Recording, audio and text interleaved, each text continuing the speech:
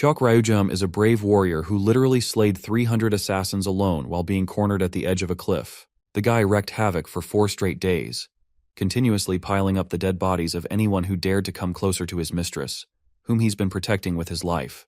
Eventually, after clearing wave after wave of assassins, Ryujum faced the final boss and was bested. But instead of dying alone, he dragged his final enemy along with him, jumping off the cliff. The two fighters exchanged final words before falling into the icy cold waters below. 900 years have passed since then, and the world has made a huge leap in technological advancements. Welcome to the 21st century. On a bridge over a river, there's a schoolgirl standing at the edge with nothing to support her weight. She could fall any moment if she loses her balance, and people behind her assume she's trying to kill herself. But, contrary to what they think, she's just standing there for the heck of it. Then, she notices something eye-catching. Below the bridge, a giant iceberg pops up out of nowhere. What makes it shocking is that the iceberg contains the preserved body of the ancient hero who fell off the cliff while carrying out his duty. When the authorities hear about it, Ryujum is brought to a facility where they make sure he's strapped down tightly to prevent any movement. Everyone's curious to learn which era this handsome fella belongs to. One guess is that he might be from the Goryeo dynasty. Jung Sung-young, the director of the Secret Intelligence DLS Research, who works directly under the president, oversees the case. Seeing the perfectly preserved body, he's sure that this ancient person can help humanity take a leap into preserving the bodies through cryogenic methods. The assistant of Sang-young isn't sure if restraining the guy this much is actually necessary. He fears that once this ancient dude wakes up, he won't appreciate being restrained. But the director isn't taking any chances. After all, this man's body can't be compared to that of modern humans. It's so different he can hardly be classified as the same species. Plus, every analysis so far has subverted their expectations, and Sang-young is pretty darn sure there are more surprises to come. The assistant, however, doesn't mean to seem complacent. What he's trying to say is that this guy, a gift sent by their ancestors to future generations, shouldn't be treated so harshly. Still, Sang-young isn't ready to let him go unless they're 100% sure he's not some kind of disaster waiting to happen. Of course, the assistant finds Sang-young's concerns laughable. But it seems like this idiot's about to learn the hard way that you should never ignore the advice of your seniors. That ancient guy literally tears through all the restraints like they're nothing more than toilet paper. Before we witness the disaster, let's take a look at the bustling city. On the road, there's a jerk and his gold-digger girlfriend cruising in his sports car. This dude is speeding down the highway like he owns the road. But soon enough, this poor bastard is overtaken by a mere ancient guy who's just woken from a long slumber. The guy is literally running at 80 kilometers per hour. He's making that red Lamborghini look like a donkey cart with his insane speed. Not only can he outrun sports cars, but he can also make sharp turns without slowing down, causing massive crashes among the traffic. All the Gen Z guys pull out their cameras and start recording this unprecedented scene they're witnessing. Now let's see things from Ryujum's perspective. He's having a hard time believing what he's seeing. He's running around in a place he's never been before. It's so bizarre and surreal that he's sure this can't be a dream. The last thing he remembers is trying to protect his mistress from those assassins. Suddenly, he comes across police cars blocking his path, finally bringing him to a halt. The police officers immediately try to take control of the situation under orders from higher-ups. They surround Ryujum, who's standing still, unusually lost in his thoughts. He clearly remembers falling into the waterfall with his arch-nemesis, Ok-yeon. Then, an officer sneaks up on him, insisting that he doesn't resist arrest, especially since doing so will only make things harder for him. But Ryujum's mind is too occupied to pay attention to the officer's words. As far as he remembers, he died back then. But if he isn't dead, and seeing all this chaos around him, the only thing that crosses his mind is that he's probably under the influence of an illusion cast by Okyeon's follower, Yoon Eun-hye, who specializes in messing with people's minds. With that in mind, he brushes the officers off with his bare hands, sending them flying. He desperately wants to wake up from this illusion. One of the officers shoots a taser at him, but Ryujum just grabs the electrical needles with his bare fingers. Well, the concept of lightning isn't new to him. As he's distracted, he gets hit with a barrage of needles, causing his muscles to react to the electricity instinctively. The officers think they've overwhelmed this ancient bitch with their tasers. Little do they know, Ryujum simply grabs the wires, jerks them so hard that the officers lose their grips on the taser guns. Then, he swings the guns back at the soldiers, sending them scattering like bowling pins. The general public is in utter awe. After all, seeing the police getting their asses handed to them by a guy who isn't even moving from his spot is absolutely insane. Chok Ryujum is literally toying with these guys like they're nothing more than trash bags. His main goal is to find the key in this world that will help him break the illusion he's currently trapped in. More and more police arrive, but Ryujium is so powerful that he crushes the ground beneath him with sheer force, sending all the cars flying. All these guys are nothing more than an annoyance to him, so to avoid the trouble, he simply leaps high into the air, like Hulk, and jumps away. This display of immense strength leaves the soldiers wondering if this guy is even human. We then cut to Jong Min-woo, the service director of the National Intelligence. He's on the phone, fuming at the lack of results from his personnel. By now he's sure that the special forces won't be able to do jack shit in this case, let alone the police officers. The guy on the other end of the phone is Jong Sang-yong, the team leader of this operation.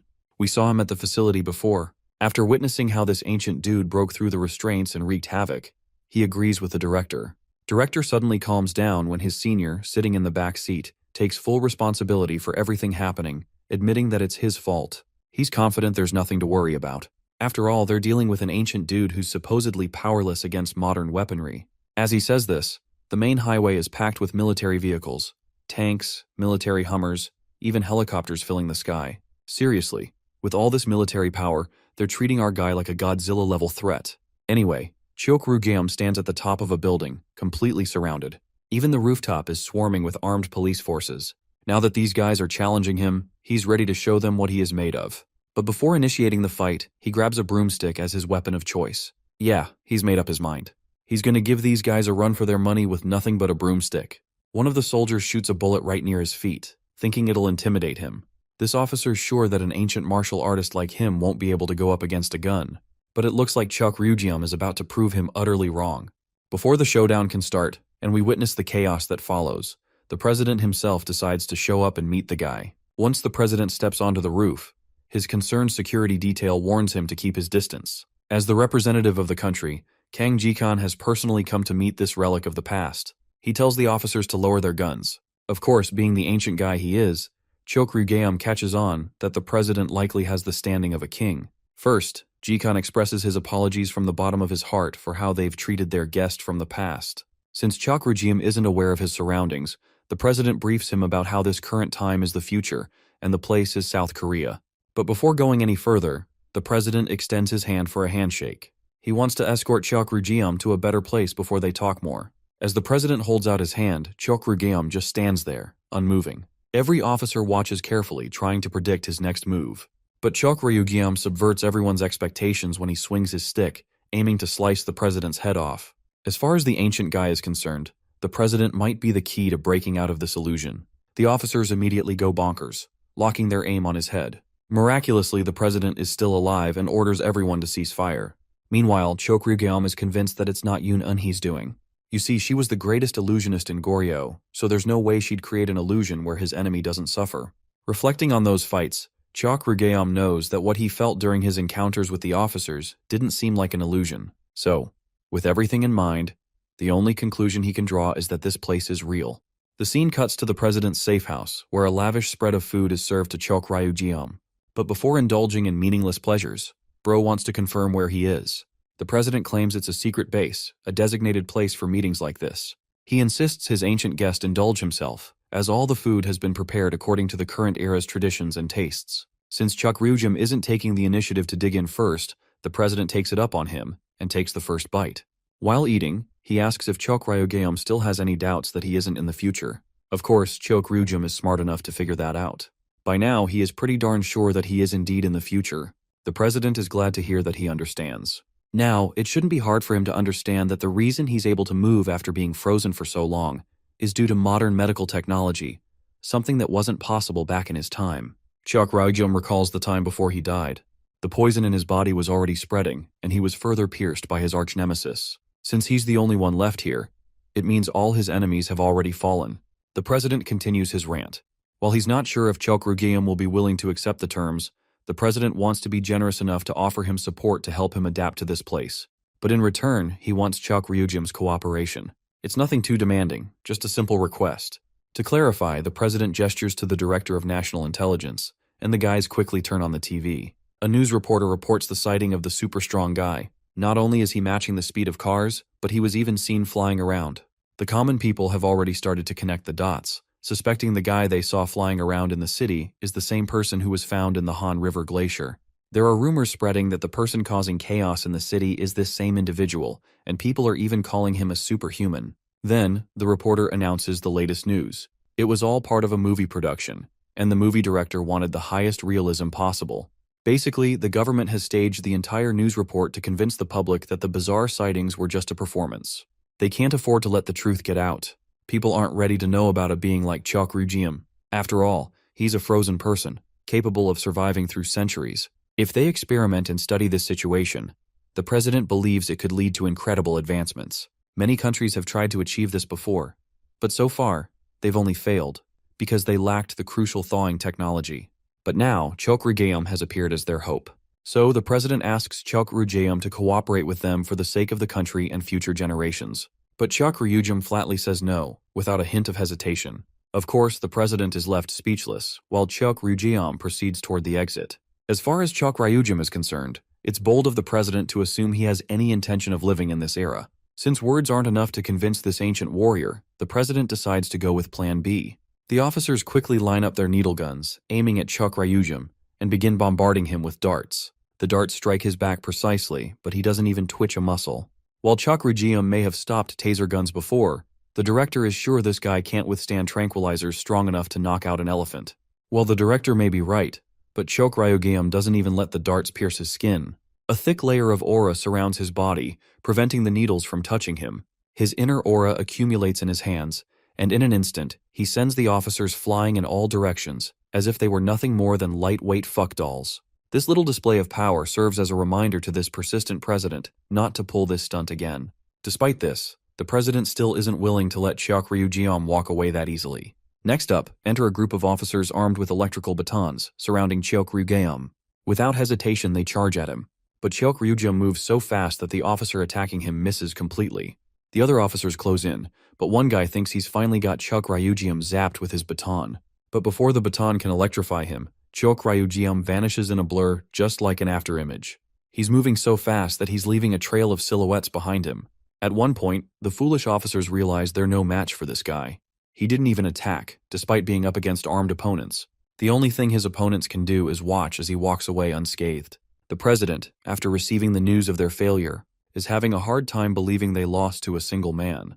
By now, he's sure they can't capture him by force. So the only option left is to find alternative methods. After all, Chok Rujiam is no ordinary being, and a large-scale search will likely be necessary. Suddenly, a man rushes in to report urgent news. They've found the location of the guy they've been looking for. While they're not sure of the reason, he's at a very easy-to-spot place, standing on the rooftop of the tallest building. It looks like Chok Rujiam is about to jump off this high-rise to claim his own life. You see, this world offers nothing to him. His life is meaningless, as he has no purpose to stay alive. The only reason he lived was to protect his mistress from enemies.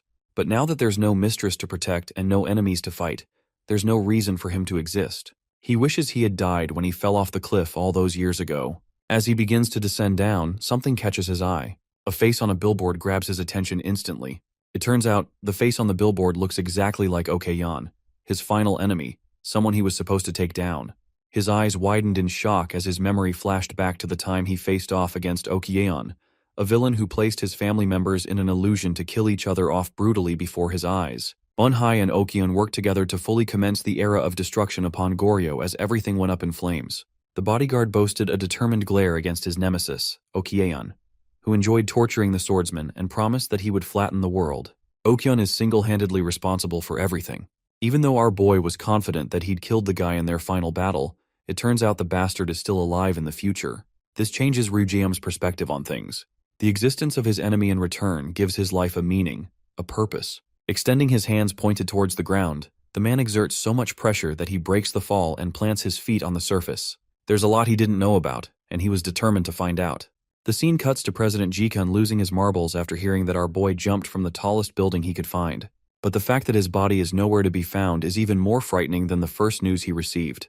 Luckily, they ran into a witness who ran into the guy, and according to his testimony, he simply asked about Yeonwoo's information. In this world, Yoo Yeonwoo is an important figure. He is the pride of Korea, a world-class movie star renowned all over the world for his prodigious talent from a young age. He's got good eyes on him from other continents of the world, and with the looks of a model, he's got irresistible charm in his personality. Thanks to his existence alone, his company's stock value is on a rise, and because he's the most famous star of Korea, he's raised the country's status in global standings. In other words, the dude was the definition of a great man, which is unbecoming of the description that Ryujium was waiting to hear. It's as if he feels out of place even more, now that Okion's identity appears to be the opposite of the man he is supposed to be. Given the information, Ryujium suspects that there are two possibilities. Number one, this model either resembles Okion, and number two, the guy is actually him while gaslighting the entire world.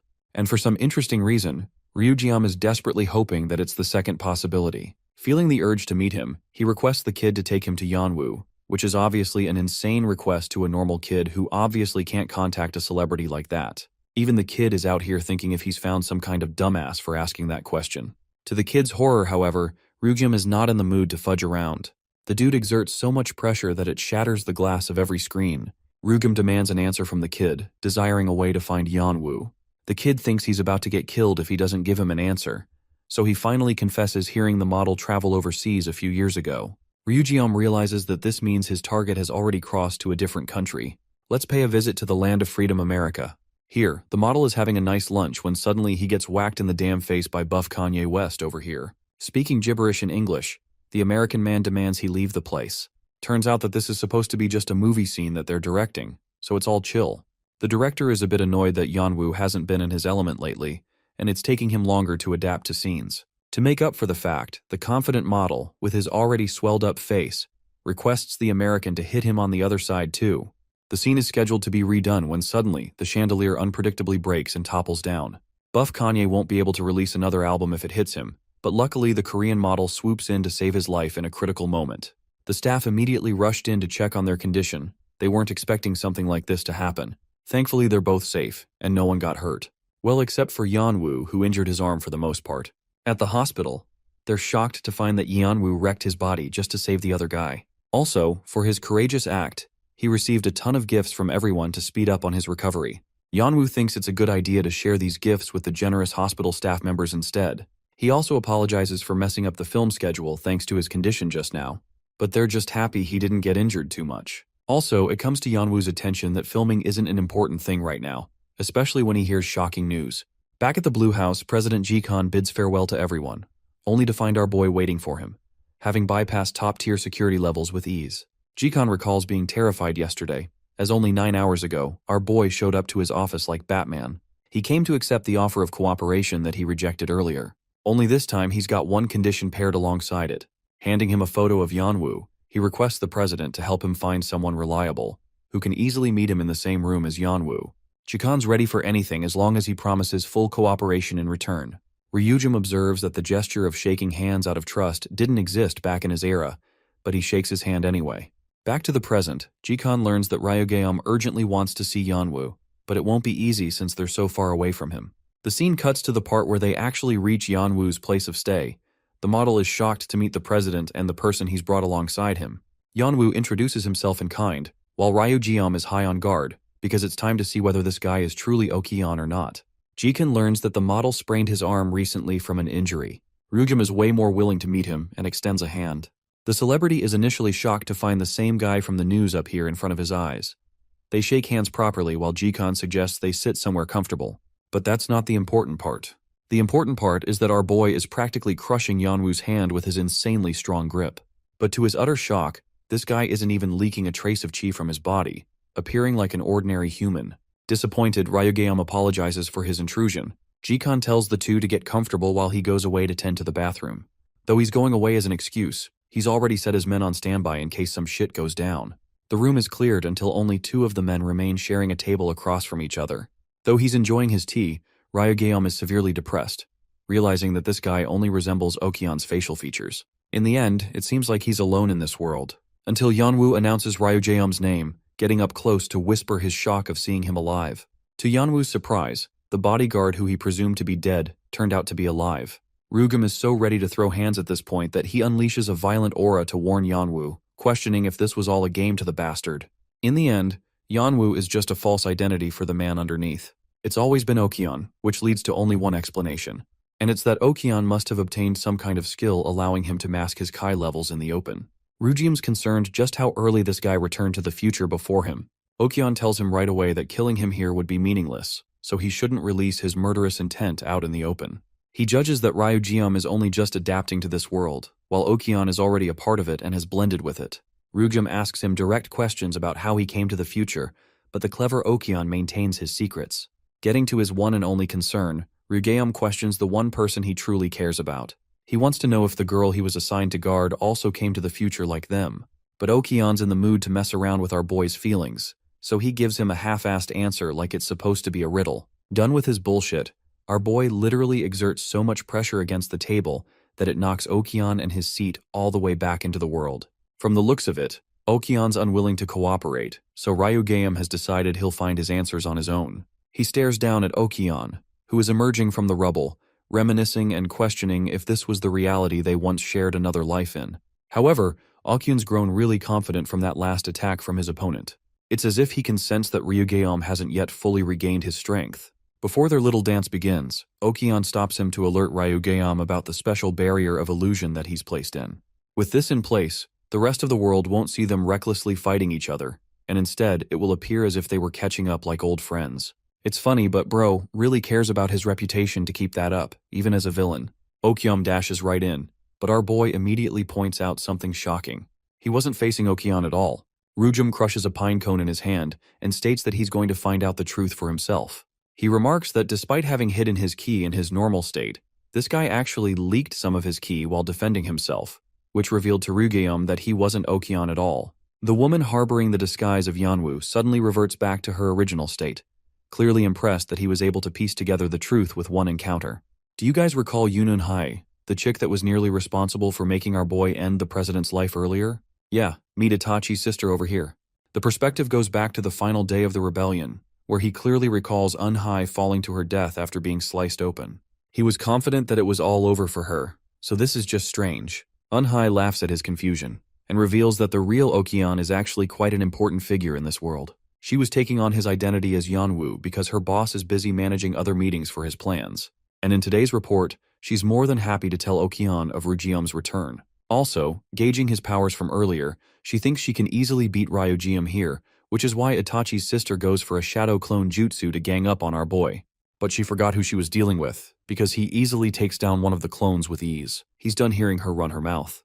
Bro basically told her to shut the fudge up. Of course, since Ryugeum has been expelling so much ki from his body having only recently awakened, it's going to take a toll on him. And that assumption alone became Unhai's greatest failure, because our boy reminded her that he was built differently. With a single attack, he took care of all of her clones. She was on the ground, helpless to face him. Ryujum clearly remembers slaying the Psycho Thought that day. She fell off a cliff with an injury that shouldn't be easy to heal, so it's hard to believe she got this far. Unhai reveals that she too believed that she would die that same day.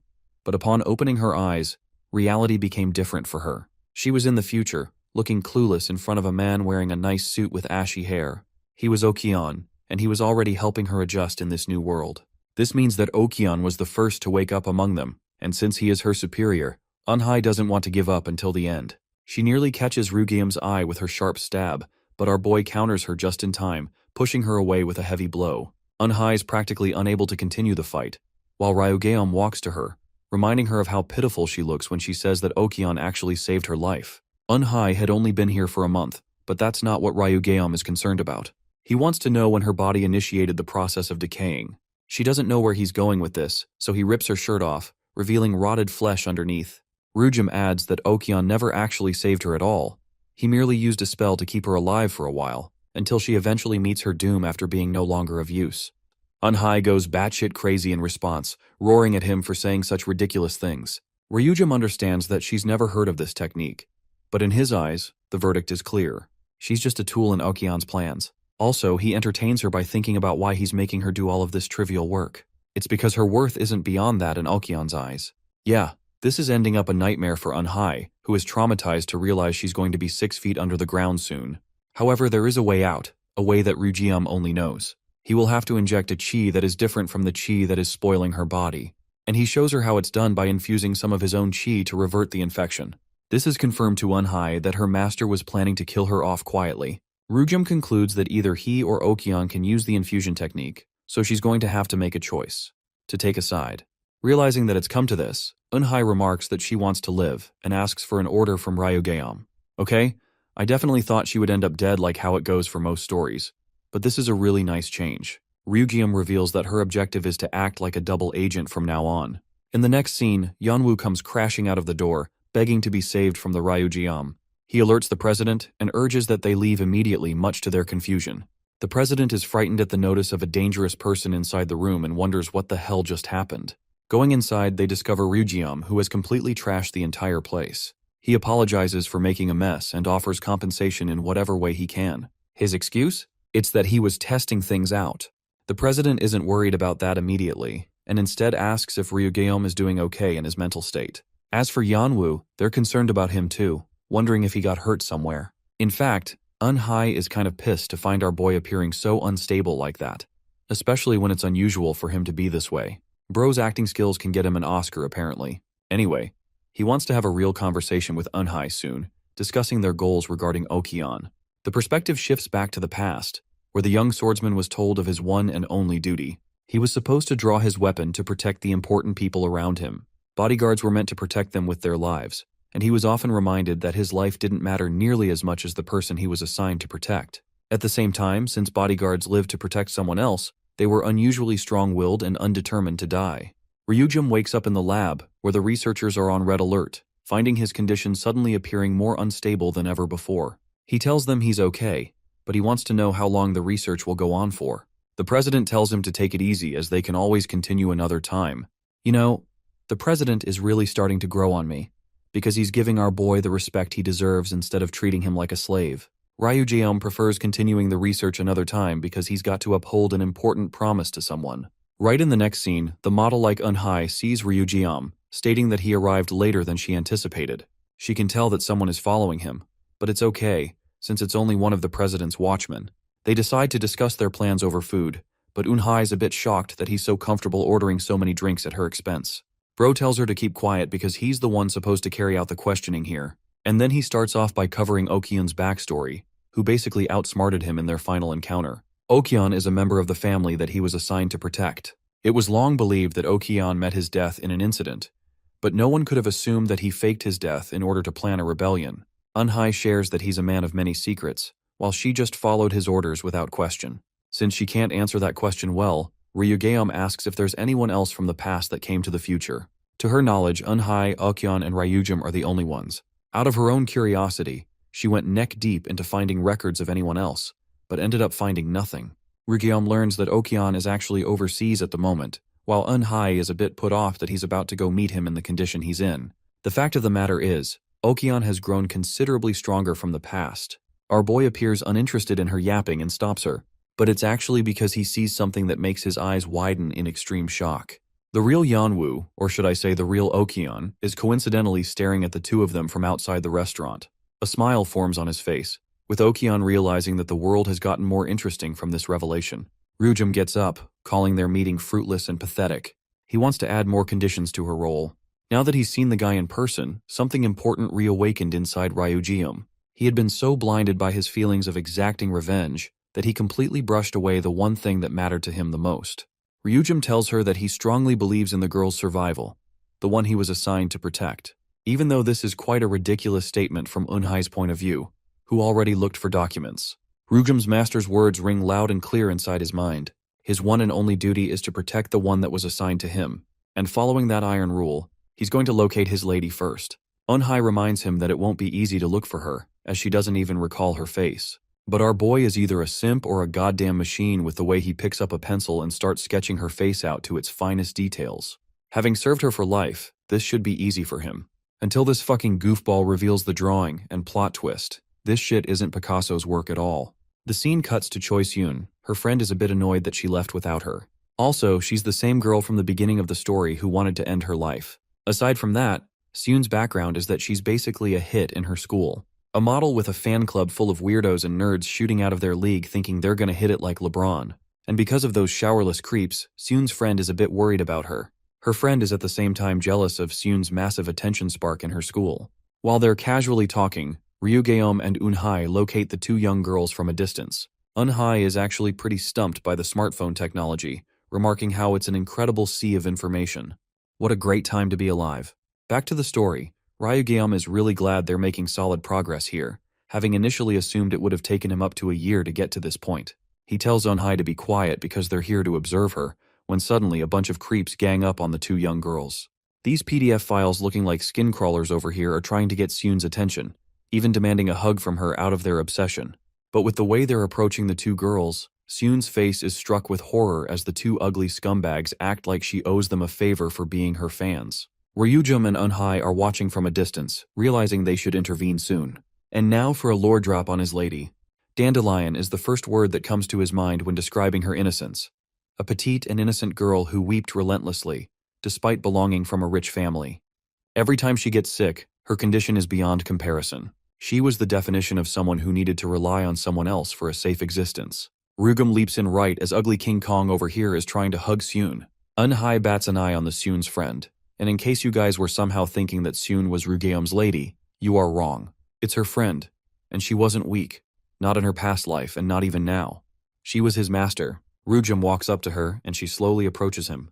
Our boy apologizes for being so late to save her and even offers her his own jacket to protect against the cold. With this meeting alone, Ryujum is dead confident in the person in front of him.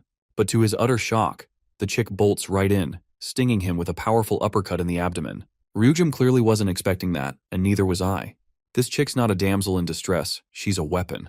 With a smile on her face, she shares that it's been a while since they last met each other. Turns out the chick mistook him for being a fan of hers. My dude is devastated realizing that she doesn't even remember him at all. She doesn't even share the same name as her. The girl doesn't get what's the issue, and asks if he's Seun's fan instead. Ryujum appears visibly distraught, realizing that it's not just the matter of memories but a matter of her demeanor as well. He was speaking to an entirely different person now. The kid lowers her head in embarrassment, realizing that she punched him for no reason. Some dudes from class come out of nowhere to protect Seun and her friend, thinking that our boy was trying to harass them or something. But at this moment, Ryujum doesn't care about anything at all. All he knows is the grim reality that this child is different from his master. They leave him be and go away with Seun. But the girl appears in a pensive state, seeing the man stand on his own with a sorrowful expression. From this one interaction, she can tell that he's someone who has lived a terrible life. In the next scene, or the next morning, Ryujum and his trusty sidekick Eunhye arrive at the tomb where his lady is supposedly buried. Eunhye finds it a bit unremarkable but thinks it's due to the passage of time. They confirm the information by meeting with the top historian under the president's command. Having confirmed it from multiple sources, they discover that Ryujum's lady passed on the day of the rebellion. Her final belongings are kept sacred in the tomb. Eunhye appears okay, but Ryujum is extremely distraught, so much so that he punches the ground to vent his frustration. The final scene replays in his mind over and over again. Okyeon inevitably bested him by separating the bodyguard from his one and only goal. Unfortunately, he broke the rules of his job and failed his ultimate purpose in life. In front of her tomb, he finds himself despairing at the thought of failing her expectations. I genuinely feel bad for him. It's like doing something with such devotion for decades of your life, and realizing your efforts didn't matter at all. Now that they'd confirmed her death, they turned their attention to the child from before, the one who shared a similar face to his master. Back to the scene of the school, the girl finds herself surprised that she's the only employee left. Her drunkard boss is lazing around. Bro looks like an even more depressed version of Nanami. Shideok is such a lazy jackass that he wants her to make him a bowl of ramyeon as part of her job. While the girl is pissed that he's making her do such insulting tasks when she's supposed to go big and famous one day, Shideok finds her annoying enough to get up and cook for himself. The girl's interview is playing on TV while Shideok tells her to be more patient for a little while longer. Shideok receives a sudden phone call, only to find himself excited. Ending the call, he shares the good news with Min Deule, telling her that he's finally secured a drama meeting with an amazing production company. Duel's eyes lit up with happiness, realizing that she's about to approach the opportunity of a lifetime here. Since they're invited for the meeting, Duel decides to go, but she's put off by the meeting location as it's unsuited for a young girl like her. However, she chalks it off as just a company issue. The interviewees call her over, requesting the girl to take the drink, much to her shock. She reminds them that she's a minor, so that won't be possible. The atmosphere of the place does not feel like an interview at all. It is unprofessional, and these two drunkards are acting like nutcases. They tell her to get comfortable as this is just an introductory meeting, rather than an official one. At first she thinks it's fine, but the moment one of the creepy bastards messes with her body, she realizes this is the last place on Earth she is supposed to be. A horrifying realization sets in for the young girl, who realizes what kind of direction this is going. She takes control of the situation and gets up, stating that she isn't about that kind of life even for a price of a building.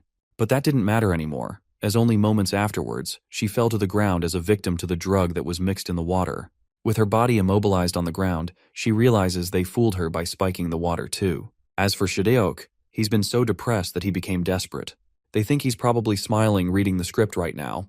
With the girl knocked out, one of the guys suggests that they take advantage of the girl's dreams to help better their own goals. Receiving a phone call from their leader, they report that they're making smooth progress so far. Back at President Jikun's place, our boy looks at the clear moon, remarking that he's only got one thing left in his life, and that is vengeance. He fully intends to destroy everything Okian has built up in his life, tearing it all down until he makes sure both of them stay dead for good this time. Eunhye surprises him with her late-night visit. And also, we come to learn that he's been supplying her with his chi daily.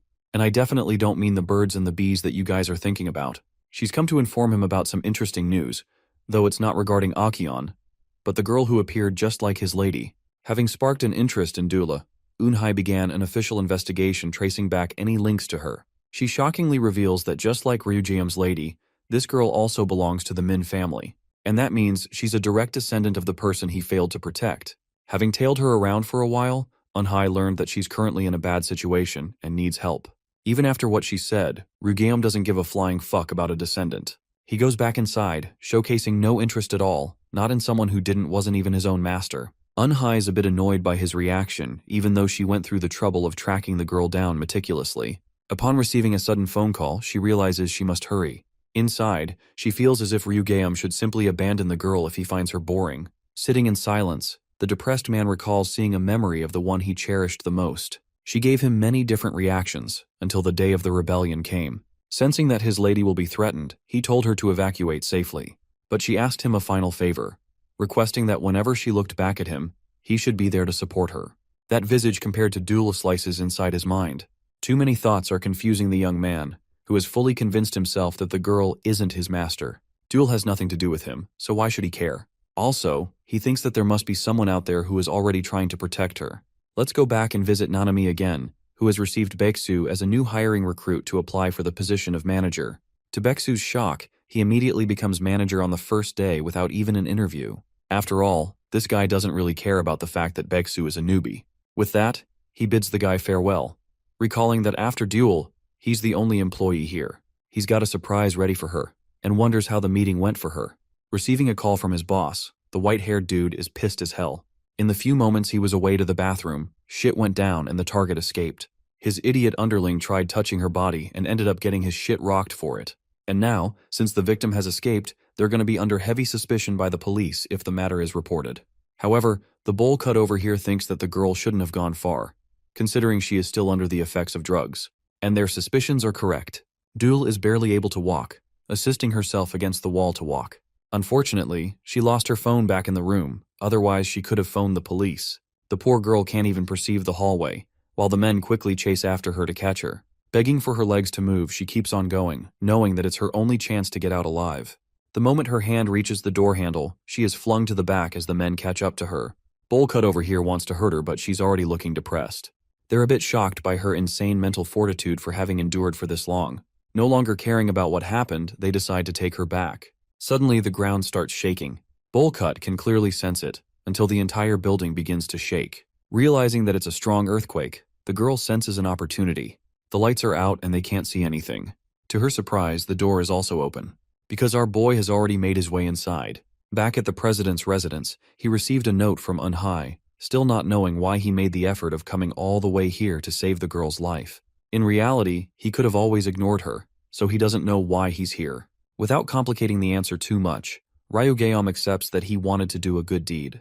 The menacing man demands them to let go of the girl immediately. Terrified, the white-haired dude finds himself in shock, not knowing where this guy came from. Also, the ground is still shaking underneath them, as Ryugeom casually flings his body away, knocking it into multiple surfaces before it flops to the ground.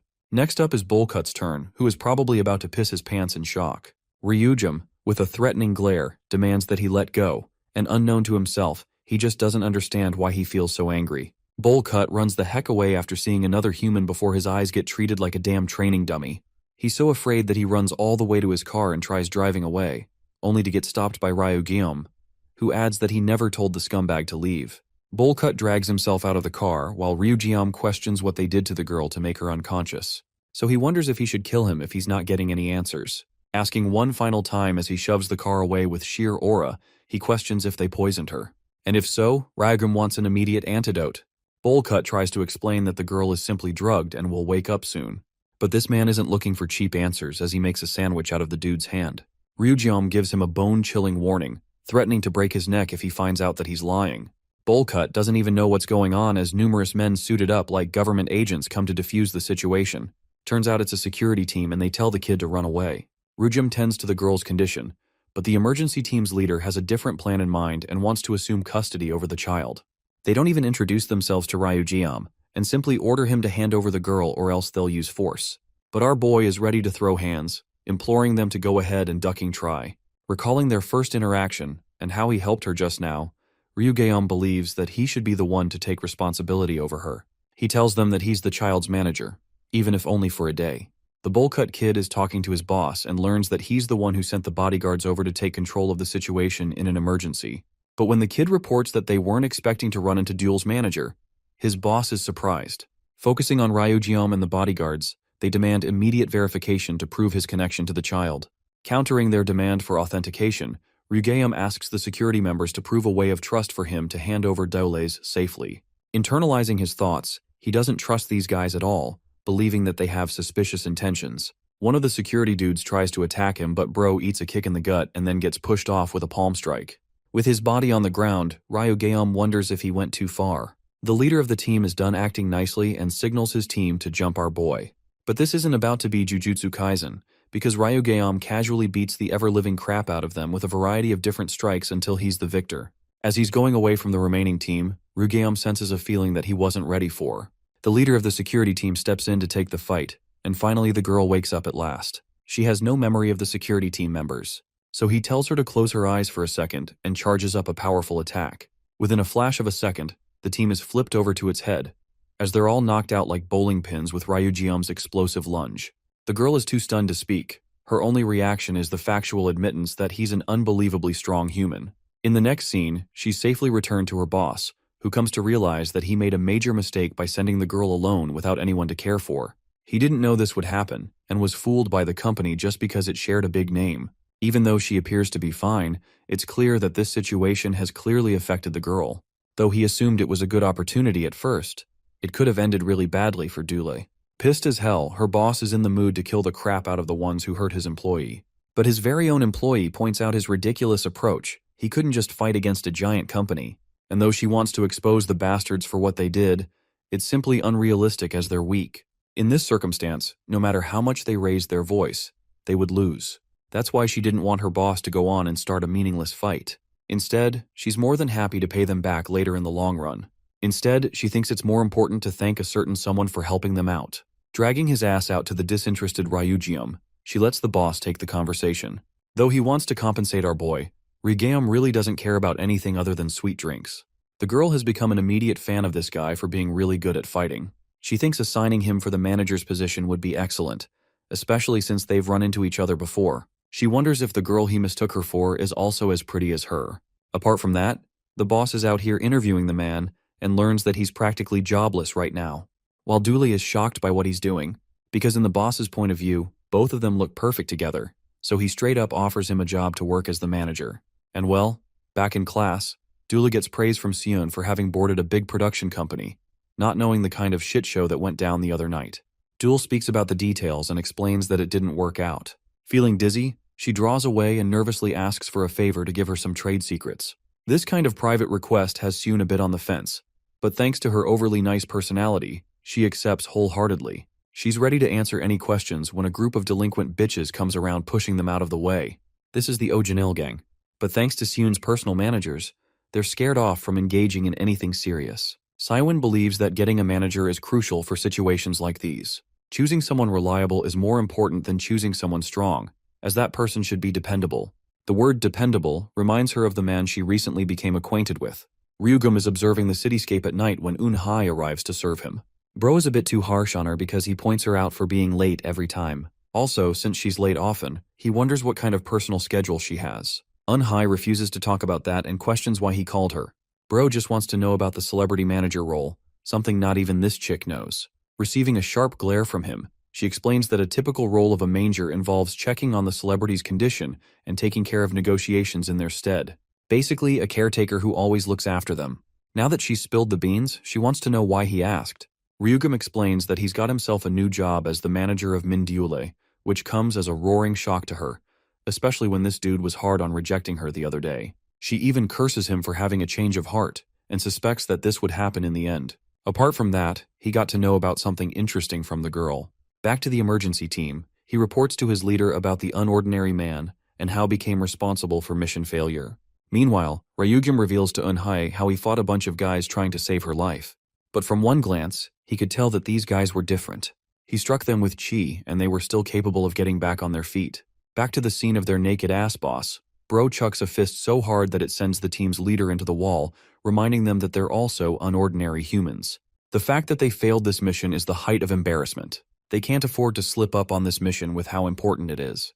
Rugeum tells Eunhae that the people of this world shouldn't be used to the concept of chi. This was the present world, a world without any concept of martial arts chi, but he could feel it from those men. Also, the emergency team as boss is now personally curious and wants to meet this mystery man himself. Eunhae's reaction is a wild one after hearing that from him. She wants to know if he's telling the truth or not, while Ryugeum doesn't get why she's so upset about this. He wonders if there's something she knows that he doesn't.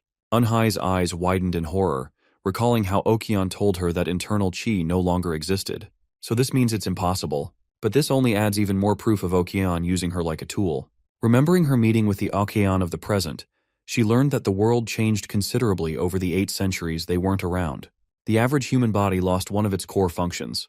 This had now become a world where instead of martial arts, development and technology were advanced. He even admired the power of science, as having lived for only a brief period, he understood that chi was no longer required in such a world. But then that adds on to the mystery of why Eunhae was kept alive for so long. Ryujum goes on to add that he didn't experience simple chi, so his observation is a bit short-sighted at the moment. That's why he wants to investigate those guys first. Bro literally drops off a building in front of her, makes a superhero landing, and Jojo walks his way to uncover the truth in the shadows that is being kept away from him. The following day, we get to see Korea's top school, which is lined with the most exotic cars around. The Yongjin High School is one where the government is personally investing in, and it resembles a university with the various courses and activities it offers. And it just so happens that Dule attends this school. The school of stuck-ups and trust fund babies like the 3 delinquent girls. Unfortunately, unlike the rest of the students, she was someone who merely got in because of luck. She gets bullied for merely existing, and because of her background, they treat her like crap, even trying to pin Seun against an eyesore like her. Dul snaps back at Sojung, and though she wanted to hit the girl with all her might, she only got even more harassed and provoked by the boys in her class. The entire class is hostile towards her, but she can't do anything to prevent her fate. Apart from that, the students are curious about the transfer student who's going to be joining them today. The teacher comes around and tells them to take their seats. The kids are fully expecting a new girl, knowing their teacher's high standards.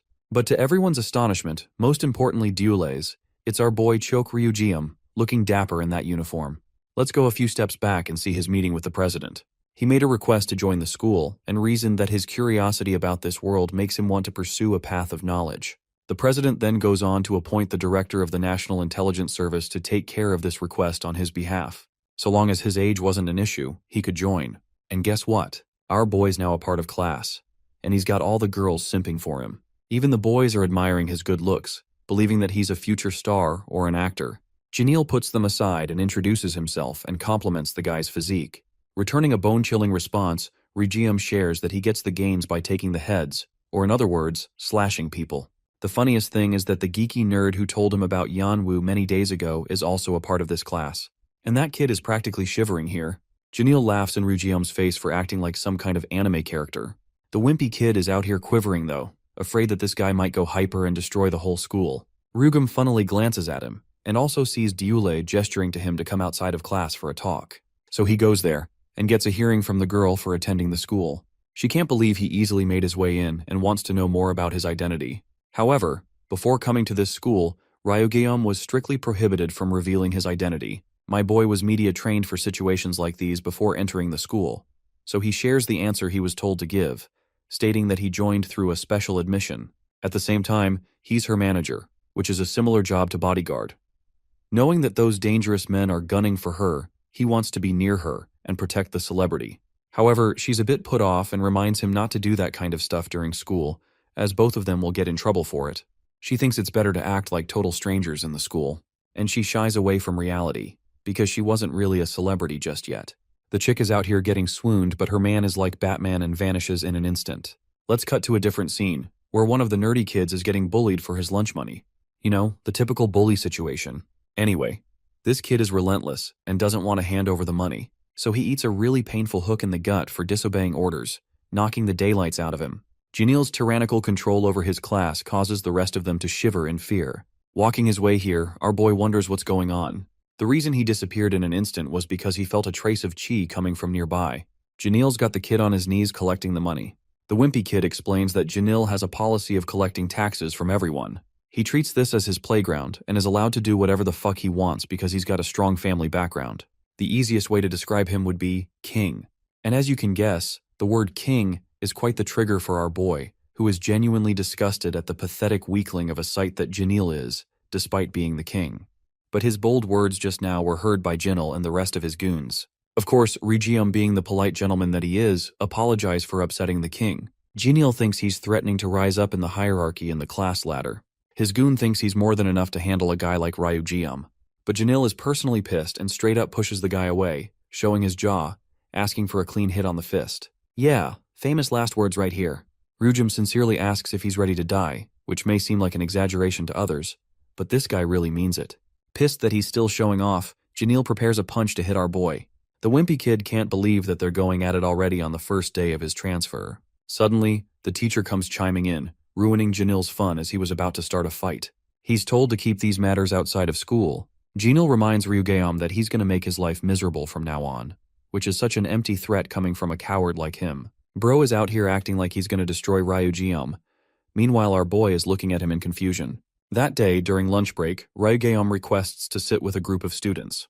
But to his surprise, they all leave the table out of fear, probably because they don't want to be associated with him out of fear of Janelle. Since no one wants to sit with him, the wimpy kid requests to share the table instead.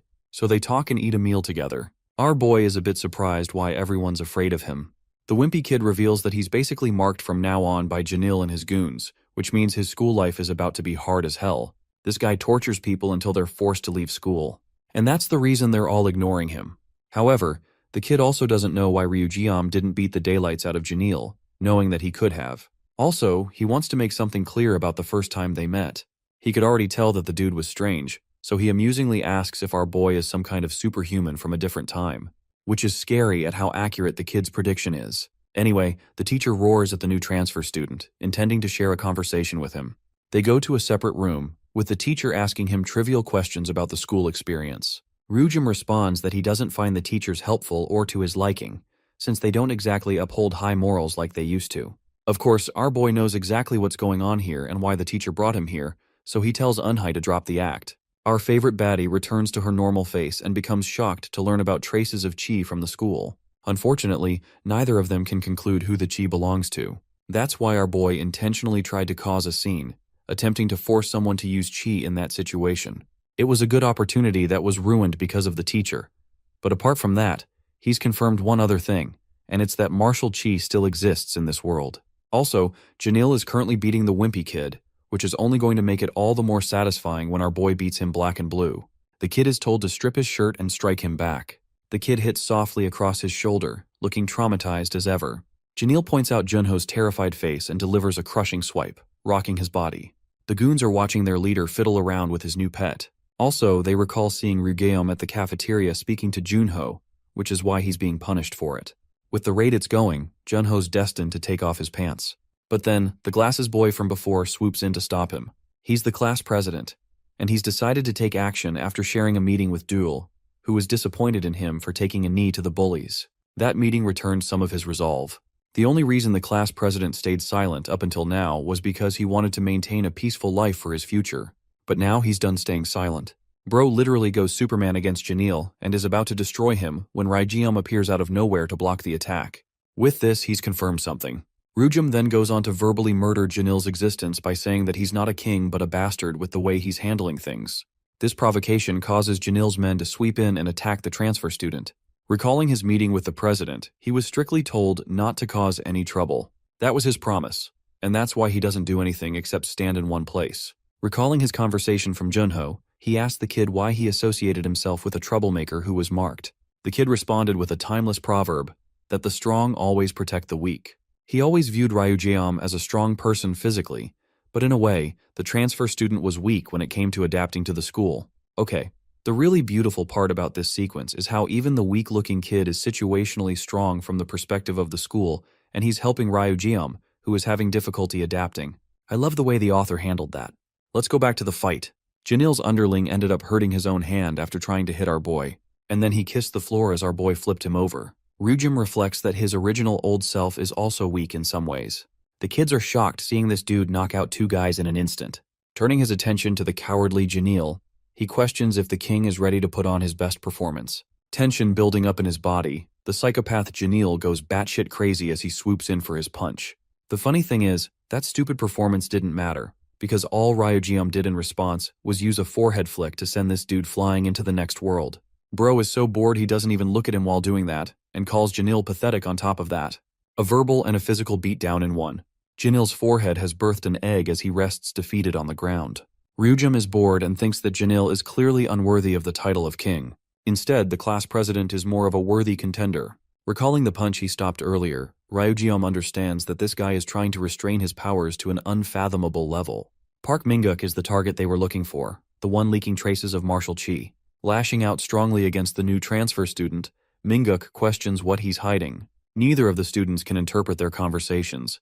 But from the looks of it, Ryujeom has caused trouble. Seeing the mess, Duel arrives to see Janil and his goons down for the count. She doesn't know what's going on and sees the class president having a chat with him. Our boy looks around to meet her gaze and merely walks past. In the next scene after class, Seun and Dula discuss how fascinating it is for a guy like him to attend this school. But they're happy that with a guy like him around, their safety is guaranteed. Janil now looks like a chump. But this dude is still not done and wants to take control of his world again. Seun remarks that in some way Ryujeom appears different. It's as if he's got this natural pull of safety, compelling a person to come near. Turns out this chick has the hots for him and wants to get closer to him, not knowing that Ryujeom's actually her manager. Well, since she doesn't have a choice in this situation, our girl confesses the truth, which rocks Seun's world, and she promises to keep her secret. Dul is glad that she told her this information early on. Also, it's clear that her new manager doesn't have any work experience, and neither does the aspiring celebrity, so it's a match made in heaven. Seun admits that at least Ryujeom looks more reliable than any manager she has on her side. As for our boy, he's recalling the discussion he shared with the class president. Minguk refused to answer any questions until our boy brought up Qigong. Minguk didn't know what he was talking about at all. This confirmed one thing, and it was that not even Minguk knew about his strength. He was basically swinging a fist like normal, not knowing he had so much power behind him. Minguk began getting tensed up from the strange accusations, and that's how their conversation cut off. Ryujim vividly recalls his energy from the punch, appearing familiar to him in some ways. Anyway, Ryujeom is getting disciplined for causing so much trouble on his first day. They want to call over his guardian and put him in trouble for it. In response, the fearless student simply calls the instructor a shameful man, and right away, the so-called guardians step foot inside the school, which are revealed to be the director of the National Intelligence Service and his men. Imagine having the damn director as your representative for the school meeting. Bro must be feeling unstoppable. Anyway, since the school is sponsored by the government, they're pretty disappointed with the way they've handled things here. He also tells Ryujeom to leave the rest to him, which only sparks the instructor's curiosity even more. And with that, the issue is resolved. In the next scene, we get to see our favorite baddie again. She brought Ryujeom what he asked for. It's a file of all the records on Minguk, including his every information. From her particular findings, she noticed that he's an ordinary kid if anything. Minguk simply has a strong passion for school, or so it appears. Also, the Qigong couldn't have been inherited from his family members either, since the kid doesn't even have parents, only an older brother. The investigation is tougher than he thought it would be, so he wonders if the class president shares a connection to the security team members. This also confirms the extinction of Qigong in this era, although not entirely. Though he's tried searching for good evidence, he doesn't get what they're hiding that's so important. Minguk returns home and finds his brother, who asks if something happened during school. But ignoring him completely, the kid keeps on moving forward. Finally, he speaks and tells his brother that he noticed someone at school using a similar power as them. Though the guy is a transfer student, he destroyed the school bullies using the same power. And also, he has knowledge of their power too, even though Minguk pretended not to know. Minguk's brother asks to describe his appearance, so he vividly chalks down Ryujeom's physicality, boasting long hair and a tall physique. To Minguk's shock, his brother disappears before his eyes. He goes on to report to his boss that he's found the guy they were looking for, and funnily enough, they've discovered he's a high schooler.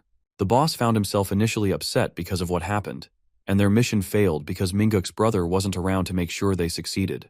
So to make sure they don't fail this time around, Section Chief Kim is assigned with an obvious job. A job that he's been meaning to do. Lo and behold, this is Park Dae-han, the same guy who whacked his security team for losing a fight to our boy. Having taken control of the place, Ryugeum returns all the money that Janil took from the student as part of the class tax. As for the humiliated so-called king, Janil is actually wondering if this dude is supported by the president to be acting so fearlessly. Also, it basically means Ryugeum is the new school's king. They all talk about how kind he is despite his appearance. After class, Junho is impressed that with his existence alone, he was able to return the school to a place of sanctity. Hunyo is happy to assist him with any inquiries about his school life from now on. But Ryugeum sees Munguk just up ahead and expresses that he'll find his answers from him instead. Minguk explains the process of sorting and wasting trash. Ryujum thinks it's a needless game while the class president is questioning the identity of the mysterious transfer student. Especially since his brother disappeared in a flash after that meeting. Minguk suspects that he may be trying to get close to him, but to his shock, Ryugeum expresses that he's fine with learning the rest on his own. Also, he makes it sound like they're about to have a fight here and now. Minguk is high on alert, and the moment our boy grabs his shoulder, he's about to attack. But then he realizes that it's actually Dula who came to catch up with them. She's also pretty suspicious of their secret conversations lately. Anyway, they explain how Minguk was teaching how to sort stuff. Dul points out that it's funny how all three of them are special admission students. She thinks it's a good idea for the two of them to befriend each other since they don't have anyone else to rely on. The scene cuts to Ryugeum and Dula sharing a chat with the company's boss. They were called on sudden notice to reveal a shocking opportunity. Bro looks at them with the face of utter dread like he's about to die and explains that they've been tasked with work. A junior that he knows is making her own web drama, and because it requires a student role, it fits Dul perfectly. Unfortunately, the place is a bit far from here, so her manager is going to have to drive. But of course, our boy doesn't know how to. He's handed the keys, but he's got no idea how it works. The clueless Ryugeum actually thinks they're going to ride the key, which is pretty fucking hilarious to me. She tells her boss that he's an unordinary guy in their school.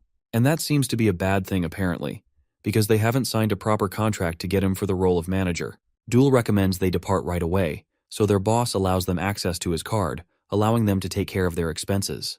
But this girl, Dul, is out here having the time of her life, ignoring her boss's warning of spending little. She reminds Ryugeum that he can't exactly say shit to her after eating 5 breads on his own. Switching topics, he points out that she's close with Minguk, which is true because they're both special admission students who knew each other from first grade. Special admission is supposed to be a term for students who struggled financially to get in. Though it's a privilege to enter the school, it promised them a life of hell.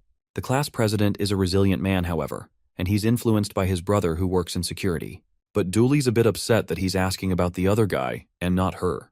Ryujum turns his face acting like he's asleep, when in reality he's deeply focusing on the word security. Arriving at the site of the production, Ryugeum learns that Dula doesn't really want him to follow her around because it will attract way too much attention. Instead, she tells him to go and rest in the bus of the filming crew. And that's what he does, sitting patiently, gathering his thoughts on the security people he fought back then. Which means Minguk definitely lied to him. And his brother Daehan is a suspicious figure too. And well, guess what happens? The same group of suits-wearing clowns turn up to meet him on the bus. Our boy is happy that he's going to get a chance to encounter Daehan today. Ryugum expresses that he's not going to destroy them if they simply answer some of his questions. Starting with the first one, which is him asking about their main target. Since they're quiet on that, he asks a second question, inquiring about the man known as Park Daehan. The one in charge of the team leaps right in to beat Ryugeum. Though he unloads a punch, his fist is casually grabbed without our boy even needing to stand up. The guy just blocked the attack with ease. But that's exactly what his opponent was waiting for, as he exerts insane amounts of chi and unleashing a high-level attack in a cramped space. Even his underlings think that this will kill Ryugeum, as the security team's leader tries to whip another punch, only to get ragdolled to the side of his face and seated unconscious. Ryugeum has equipped himself with a rather useful weapon, believing that it should be a better weapon than his fist. The rest of the guys are out here taking off their jackets like that's gonna do something. The first one rushes to attack, while Ryugeum observes that their qigong shows itself in response to certain triggers. He's out here beating them up while also collecting his thoughts, comparing them to Minguk's situation. However, compared to the qigong he experienced in the past era, this one seems like a cheap copy without any merit.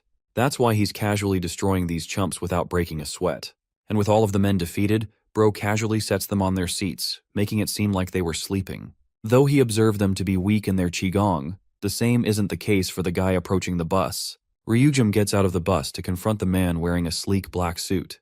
Daehan is seriously unimpressed that his team was annihilated in under a minute. Ryujin directly confirms the identity of Park Daehan. And get ready for the plot twist, our boy himself reveals that he's an ancestor of their family. Hearing the word ancestor coming from his target's mouth, Daehan can't help but let out a loud chuckle. He thinks it's a ridiculous answer while our boy tells him that he actually knows about his little brother, Minguk. That name alone causes Daehan to whip a damn pipe across our boy's head. And only then he asked about Ryujin's identity. Luckily, Ryujin caught the pipe and wonders if Daehan's really that curious to find that out since they both have the same goals here. Deciding to continue this fight in another location, they move to an isolated park. Getting comfortable, Daehan is serious with how much chi he is releasing. Right now he's looking for answers. But those answers will only come if and only if Ryujin is defeated. Since they're both curious, the winner takes all and the loser will have to oblige. Daehan is done being treated around without respect and lunges to attack him. The attack connects and pushes Ryujin back considerably. Daehan is rather impressed that his inhuman speed was countered against an enemy like this, so much so that he actually praises Ryujin's capability. But this fight isn't over just yet, as Daehan meticulously uses the walls as a ramp to descend with a powerful aerial kick. Daehan notices that his opponent is reading his movements like a book, so it causes him concern if he's truly up against a force of nature. Though his identity remains a mystery, Daehan is smart enough to deem Ryujin's capabilities perhaps higher than even his own. Realizing that he's got no choice but to fully harness the powers of his qigong, he takes a stance that astonishes our boy. It's the silent tiger fist, and this attack generates immense pressure even after being blocked by Ryujin. Following up with a second lunge, Daehan blitzes his opponent in his wrathful fury and attempts to land the third strike. Even though Ryujin dodges this attack, the pressure literally destroys a bunch of trees in the park. Going for the fourth sequence of the strike, he tries to overwhelm Ryujin with a definitive final strike. But to Daehan's shock, his opponent is nowhere to be found. The Silent Tiger Fist is actually an attack that requires a mandatory element to complete it, and Ryujin displays that element of complete silence, masking his presence like a quiet predator ready to annihilate his prey from his blind spot. He criticizes Daehan's inefficient handling of qigong and shows that he could have ended Daehan in an instant. The first sequence alone from Ryujin is enough to knock Daehan so far back that the earth ruptures in response to the pressure. It was clear that day that their skills were far apart. Ryujin goes on to reveal that he didn't even use the full strike sequence. In the next scene, Dul is surprised that they're getting a private escort vehicle instead of a bus on their way back. The girl has no idea what she missed. The following morning, our boy slaps the crap out of Daehan to wake him up. They're back in the brothers' home anyway, but Minguk doesn't seem to be around. Daehan doesn't even remember getting blacked out, but as an honorable man, he's ready to uphold his promise of stating any desired information. Ryujin explains that he's confirmed a bunch of facts on his own already, the first being that Daehan's body lacks qigong inherently. This made him wonder how a person like him could manifest its powers, until he found a little something in their house. They were a bunch of pills. Their shapes are different from the ones used in the past, but their application is the same. Its purpose is to implant qigong inside a person's body, which showcases why both of the Park brothers have such powers. Ryujin understands that neither of them know about the most important part of the pill. Daehan gets fired up from this new information and demands to hear information in simple words. To put it short and sweet, our boy shocks him by stating that they could both die at this rate. Daehan doesn't want to believe such ridiculous words and starts shouting out of fear and anger. He doesn't understand Ryujin's intentions until the man himself gives him a solid piece of advice. If he truly cherishes his little brother, he must stay away from those corrupt people. Suddenly, both of them feel an immense pressure coming from the door. It's a feeling unlike any other, causing Daehan to swell up in fear. The reporters are already waiting in line to interview the world-famous celebrity, Yu Yanwu's arrival. Yanwu is intrigued to find Unhai around. She greets him nicely while he comments on how she looks good. Suddenly, the world comes to a stop as Budget Dio over here entraps them in a barrier. He grabs her by the throat, questioning how the hell she's still alive. Unhai's in a really tough spot, while Yanwu orders her to take off her blazer. Unhai is actually stunned that Yanwu was able to take notice of her healing condition, even though she already took care of Ryujium's energy from her body. Yanwu is looking at her cautiously while she's wondering how it's possible to see through her with such transparency. Figuring that she's suffered more than enough, he decides to lend her a hand. Instead of increasing the infection, he actually heals her with his own internal energy. Then, he tries to gain her trust by stating that he never had any intention of discarding her anyway, but he's really surprised by the horrific expression she's got on her face. Yeah, well, That's because she's currently feeling an insane level of pain grueling inside of her body as Yanwu lets out a manipulative smile. The reporters don't even know where the model disappeared thanks to the barrier he cast, and both of them move out of the scene. In the next scene, we see Daehan processing the words that he was left with. His condition was going to lead to his death, which explains the reason he's been feeling the way that he does. He wonders if the organization he's dealing with purposefully hid this detail. Daehan is also having double thoughts on whether he should trust Ryujin. Minguk returns from school and is welcomed by his big brother, who is still trying to hold on by doing whatever he can for his little brother's sake. While Minguk's brushing his teeth, he funnily tells his brother not to look at his body like a pervert. Daehan shockingly tells him that they're not going to use the pills anymore, since the company's suspending the drugs and restricting them for organization members only for now. This news seems terrible to Minguk, who wanted to use their power for an important evaluation. However, Daehan just can't take any more blind chances anymore. All of a sudden, Minguk starts bleeding out from his nose, signaling a horrific fate ahead as a result of the pills. Daehan is worried and is seriously pissed at him for not taking care of his health. Minguk doesn't understand him today and wonders what's causing him to lose his cool. After all, students tend to get nosebleeds every now and then. The scene cuts to the CK Shields organization's boss, who is having dinner and enjoying a new look at their latest product. This formula is stronger than the last, allowing for a greater result. For proper testing, they've got highly skilled personnel around. And yet, that skilled personnel was utterly demolished by a dude on life support. This is the power of the Qigong pills. And with that, their company value will only take to the skies with more promise coming from their product. Also, this dude is Cha Jionil, the company's director. Also, Daehoon is a part of this meeting, and he's stunned to see the results. The director's body seems to be recovering steadily, and their sales are continuing to see a steady incline. Sellers want more and more of these pills because the transformational effect is instant with one dose. It's the kind of product that will become popular in the medical field, and they call it the vitamin injection for now. Things are proceeding just as planned. The organization's boss calls for Daehan to catch a report of the guy he was sent to target. Poor Daehan only recalls being demolished as the outcome of that fight, and goes all quiet. But since he can't say that to save his own life, Daehan expresses that he took care of the guy in private. At least this excuse will buy him some time. The boss tells him to go back to his position as the scene transitions to his little brother. Minguk's starting to get annoyed seeing Ryujin tail him around all day, but our boy is pretty clever and chalks it off as a mere coincidence and nothing more.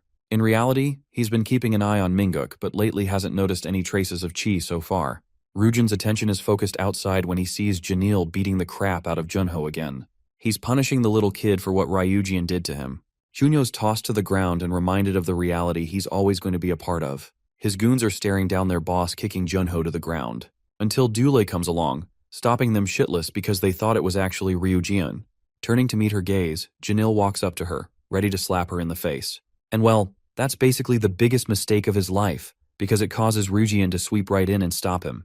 The dude is so afraid of our boy that he leaves without looking back.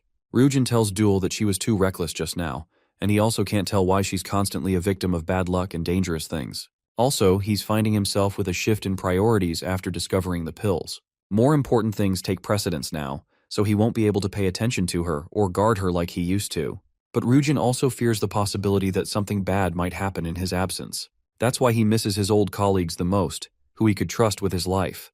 Dule warns Junho to be more careful from now on, as Janil and his underlings will take any opportunity to humiliate him. As they're going away, Ryujin reaches an enlightenment.